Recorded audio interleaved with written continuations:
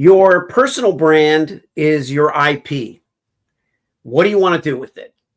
More precisely, what do you want it to do for you?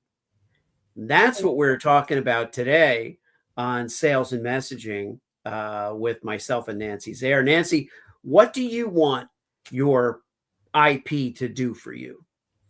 I wanted to put me head and shoulders above other people who claim to be sales psychologists or sales trainers and coaches. Right. You want it to help you stand out because, as I remind people, your personal brand is everything that you've done. It's everything that sets you apart. It's that individual spark that maybe you're even missing a little bit of that in how you talk about yourself. Sometimes it's lack of confidence, but other times it's just you don't necessarily see how all of this intellectual property is going to serve your customer. And that's where, Nancy, I think maybe you can comment on what does the customer need to know? Well, of course, there are 4 different customers, hence there are 4 different needs. As many of you know, I tend to classify the personality styles using numbers that represent how many touch points, contacts someone needs before they can make up their mind. And the numbers are 2, 4, 6, and 8, hence 2 contacts all the way to 8 plus to infinity. So Hirsch, when you ask what do customers need, first of all, the one who is most attracted and is probably most thinking about their intellectual property is the number 8 buyer. And the reason I say that is because that number 8 is the one that generates a lot of content. They are the geeks. They are the ones who are deep thinkers, who are putting out a lot of content, and hence they need to be careful and thoughtful about protecting their intellectual property. Yeah. It's interesting. I am forever fascinated by the 8. And and it seems to quite often go hand in hand with the number 4. And a number 4 will be a very kind of natural, interested in the world, interested in humanity. And so that thirst for information or knowledge is not necessarily nitpicking. It's deep diving.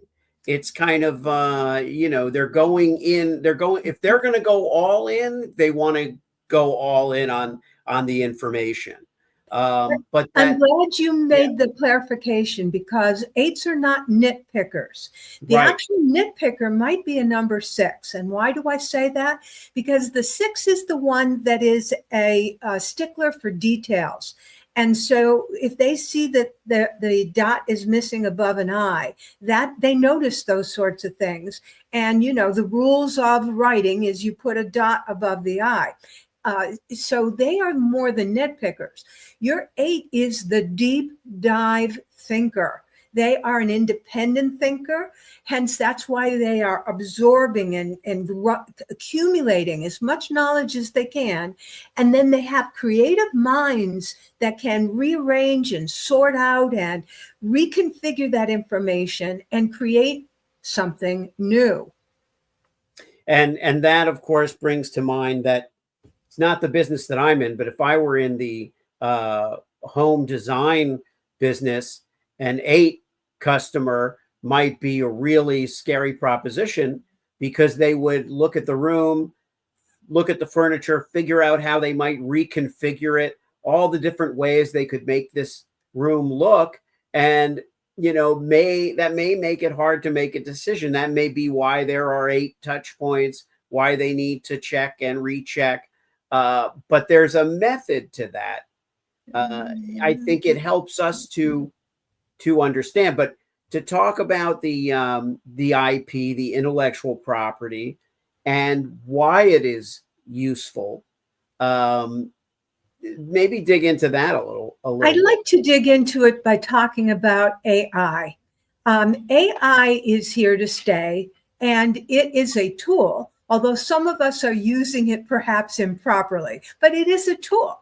And with AI proliferating, it is searching the web, gathering information, and of course, feeding it back to us.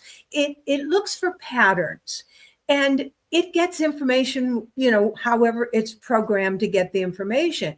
Well, Hirsch, when you and I are posting content, and number 8, listen to this carefully, because when you are posting your good thought material, guess who is reading, listening, patterning, and figuring out who and what you are, because they are taking it, annexing it, and in many cases not attributing authorship. So you risk losing your ideas to AI tools.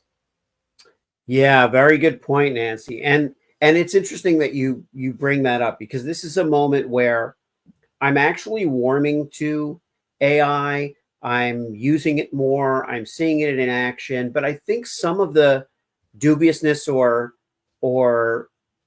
protectiveness that I had as a creator, as a writer, and Yes. as someone who creates content for clients, I think I went into it with some skepticism, with some caution. So now, as I utilize it more, it's a much healthier relationship that I have with AI. You see, the more we use AI tools, and most of us usually have a particular, a small handful that we use regularly, they get to know us. And remember, they are usually programmed to recognize conversational language. And so supposedly this relationship ensues between me and my AI tool as it's learning how I think and how I respond and how I want things and so forth. So there is a back and forth, a reciprocal relationship going on with that AI tool. The more I use it, the more the results come back that seem to be what I want. Surprise! Yeah. And in fact, the next evolution is that AI becomes a really useful partner in the creation of your content, in the continuation and dynamic nature of your IP. But keep in mind that it's a junior partner. It's not an authority on you. It is an extension of you. And I think what a lot of people are hoping is that AI will learn how to talk like them, and then they can do all the talking.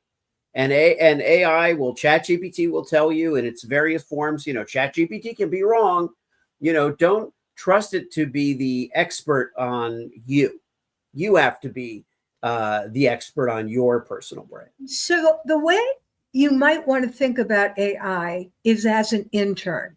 Now, I don't know how many of you have had interns. Perhaps you've been an intern, but interns, of course, come in as a junior, as you said, and they come in to obviously to open to learning and open to instruction. And when they produce something, they are also open to feedback and evaluation, because they rarely are they going to get it right, whatever it is, the first time. And so there is a learning curve. And of course, it starts out and it's a pretty steep learning curve.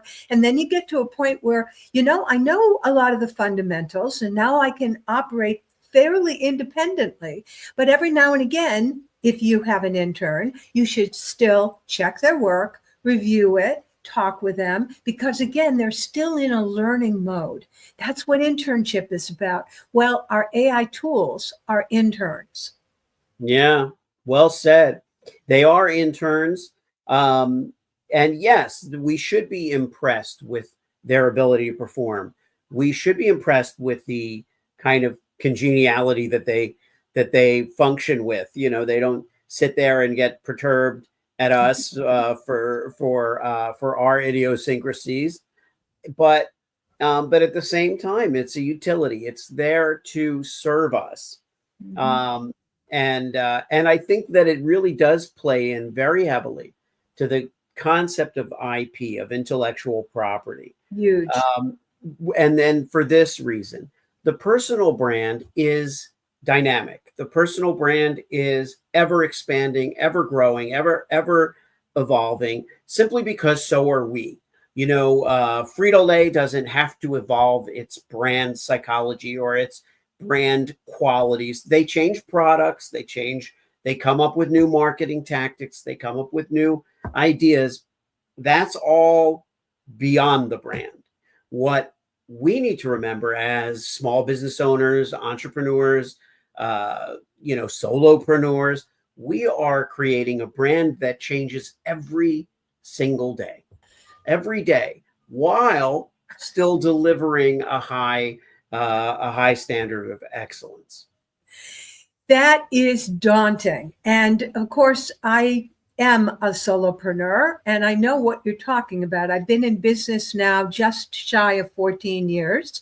And where I started off 13 and a half years ago is definitely not, I don't know that I had this in mind for sure. It has evolved. And you're right, so much keeps changing. I developed this brand of wearing hats. This is only about 5 or 6 years old. So I did not start off with that as my brand or as my message. And now, of course, as you know, that is, people know me as the sales lady with a hat. Yeah. And it's a great, branding piece. And I think there are levels of branding. A lot of people recognize, which is great, that a logo isn't a brand. A logo is a mark. It's not really a brand. And the brand is much more substantive. The brand is what starts on the inside. The brand is the core values, the intellectual property, as we're talking about. And I think that as it grows, it's important to grow both sides. I remember a few years ago seeing someone who had very loud jackets as their kind of imprint. Yeah. But imagine that in a blazer form, maybe with some sparkles and some rivets and stuff. Now, it was memorable. It was when I heard him speak that I also made note of, oh, this is a substantial person. This is someone who's bringing value. They have a certain topic that they really love to talk about. It's just that when you see the jacket, it's them. You remember that that's that person who talks about that topic. And so let me ask you a question, because I'm wondering if a brand is equivalent to a personality style. In other words, as I am trying to express my business brand or my personal brand, is that a personality? Yeah, and it can be, and it can also be off-brand. So, in a case where you're a rule breaker, you're maverick, you're doing things your own way, a kind of a loud uniform, if we will. Personality. Right. What was that? That is personality. Yes. When people are contrarians and they want to stand out in that, I'm going to use the word negative way, or I'm different way, right? I'm not part of the crowd way. That too is personality style. Right. A rebel personality, rebelliousness. People who conform may celebrate their kind of conformity in a way with a I know someone who wears like a jumpsuit, like a uniform almost. And the fact is, it's consistent with their personality. They're buttoned up, gets down to business. They come in and they fix stuff and they go home. And I think that these kinds of symbiosis is brilliant and wonderful and really helps the brand. And again, it's based on your style, your IP, what you bring to the equation, and it can truly benefit you when it synthesizes beautifully. Yeah. Well, I know that our time is fleeting here, and we want to let the audience know that we are actually making a switch of day and not time, but day. We will no longer be on live Tuesdays. We're switching to Fridays starting March 21. So look for us Friday at 1 o'clock rather than at noon, right? I Did I think get that so. right? I think so. Yeah, well, I'll check. But All right, he's checking. But in the meantime, be aware that there will be that change. And this topic of intellectual property, I hope that you are putting on your thinking bonnet about it, because it is important to the people we serve that we help you protect and elevate your intellectual property. and you know what it brings to mind is something we can talk about next week, which is the moniker. Do you need a moniker? Do you need to be known as, you The know, hat lady. the hat lady? Which, and I'm not talking only about about the effect, the effects, the personal effects. I'm talking about, a certain a certain nickname or a certain name to go by. So there's pros and cons. I think we can talk about pros and cons of the moniker next week. That's fantastic. So look for us Friday, March 21 at.